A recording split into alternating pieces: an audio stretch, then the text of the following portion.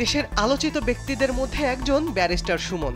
সামাজিক যোগাযোগ মাধ্যমে তিনি সবসময় ছিলেন সক্রিয়। তবে বৈষম্য বিরোধী ছাত্র আন্দোলনের তোপের মুখে গত ৫ আগস্ট সাবেক প্রধানমন্ত্রী শেখ হাসিনা দেশ ত্যাগ করলে অনেক নেতাই চলে যান আত্মগোপনে, যাদের মধ্যে ছিলেন ব্যারিস্টার সৈয়দ সাইয়েদুল হক সুমনও। শেখ হাসিনার দেশ ত্যাগের পর থেকে খোঁজ পাওয়া যাচ্ছে না ব্যারিস্টার সুমনের। তার ফোন নম্বরও বন্ধ। তবে গণমাধ্যমের উদ্দেশ্যে সুমন একটি ভিডিও বার্তা পাঠিয়েছেন, যেখানে নিজের ব্যর্থতার কথা তুলে ধরেন তিনি।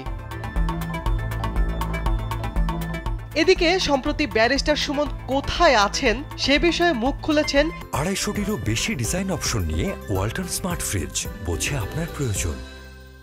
অ্যাসোসিয়েট আইনজীবী হিসেবে কাজ করা মডেল ও অভিনেত্রী পিয়া জান্নাতুল। তিনি বলেন, আমি তো আর সুমনের বউ লাগি না। তার বউকে যদি খুঁজে পান তাহলে তার কাছে উনার সম্পর্কে জানতে চান, আর মনে করেন আমি যদি জানি তাহলে কি আপনাকে বলবো?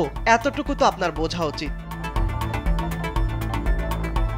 তিনি আরো বলেন, কিভাবে জানবো আমি? এই অবস্থায় সে যদি দেশে থাকে তাহলে কি আমাকে ফোন দেবে? কি করে ভাবলেন এটা? তার চেম্বারে অন্য যারা কাজ করেন বরং তাদের সঙ্গে যোগাযোগ করে দেখতে পারেন।